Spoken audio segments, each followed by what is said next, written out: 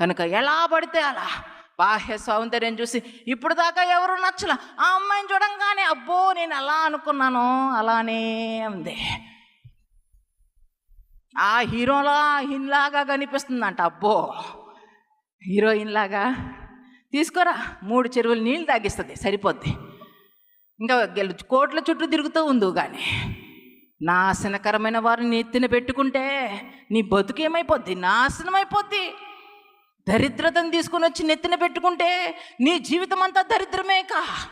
మేలుకో, పిచ్చి పిచ్చి ఆలోచనల జోలికి వెళ్ళబాకు, అటు ఇటు చూడబాకు. దేవుణ్ణి దృష్టించి వివాహాలు చేసుకోండి. అలాగనే యవనస్తులైనటువంటి ఆడపిల్లలు మీ భర్తల్ని చేసుకున్నప్పుడు యెహోవా యందు భయభక్తులు కలిగినటువంటి వ్యక్తిని చూసుకోవాలా. పురుషునికి శ్రేష్టమైన గుణం ఏమిటంటే కష్టపడే తత్వము, కష్టపెట్టే తత్వము కాదు. ఈరోజు చాలామంది కుటుంబాల్లో భార్యను కష్టపెడుతూనే ఉంటారు. భార్య పోయి ఉద్యోగం చేయాలా, ఈ వ్యక్తి ఏమో ఇంట్లో కూర్చొని ఛానల్స్ ఒకదాని తర్వాత ఒకటి.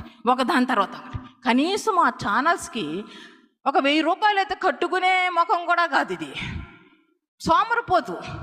ఇటువంటి వాళ్ళని మీరు చేసుకుంటే, ముఖాలు చూసి చేసుకుంటే మోసపోతారు. జాగ్రత్త. హీరోలాగా ఉన్నాడు, నడుస్తుంటే అలా ఎంతసేపు నడుస్తాడు ఏంటట, ఎంతకాలం ఉంటుంది ఏంటి మరి పర్సనాలిటీ? అర్థమైందా? అది కాదండి మీరు చూసుకోవాల్సింది. పురుషునికి ఉన్నటువంటి శ్రేష్టమైన లక్షణం ఏంటంటే కష్టపడే తత్వము. నీకు ఏం చదివావు, సర్టిఫికేట్ చూపించు, మోసపరచొద్దు. ఎక్కడ కంపెనీలో పని చేస్తున్నావు, నీకు వచ్చే డబ్బు ఏమిటి, ఎంతవరకు నువ్వు పని చేస్తున్నావు, ఎంతవరకు సంపాదిస్తున్నావు, అటుది నువ్వు చూసుకోవాలి. నీ బిడ్డలను నిన్ను కష్టపడకుండా పెంచుకునే విధంగా ఉండాలా, పెంచే విధంగా ఉండాలా. పోషించాలా, భర్త పోషించాలా, పట్టించుకోవాలా. కనుక మీరు అతని పై రూపాన్ని చూడొద్దు, పై పర్సనాలిటీ కాదు. అతను కష్టపడతాడా లేదా, కష్టపడే గుణము ఉందా లేదా.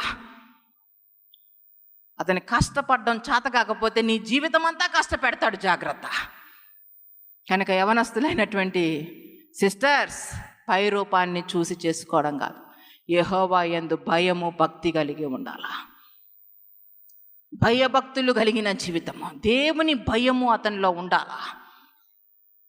దేవుని గురించి మాట్లాడే మాటలు ఉండాలా. లోకానుసారంగా మాట్లాడితే అంతే ఖచ్చితంగా ఉండండి. ఎందుకంటే యవనస్తులైనటువంటి వారు, యవనస్తులైన అమ్మాయిలు, మీరు తల్లిదండ్రుల దగ్గర 23 సంవత్సరాల నుంచి 25 సంవత్సరాల వరకే ఉంటారు.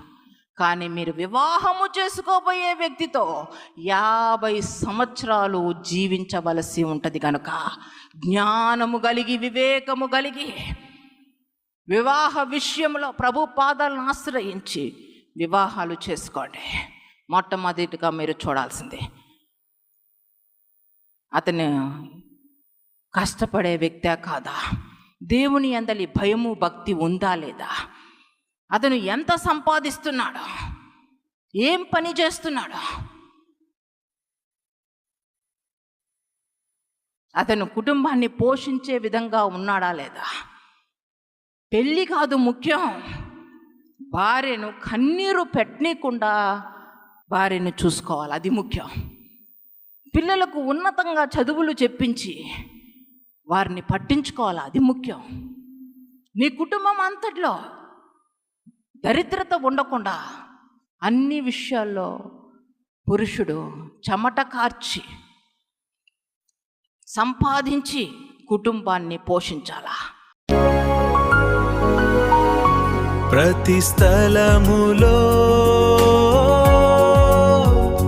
నీ యొద్దకు వచ్చును, నీకు తోడుగా నిలుచును, నిన్ను ఆశీర్వదించును. చూడుము నేడే ఆ యేసు వైపు.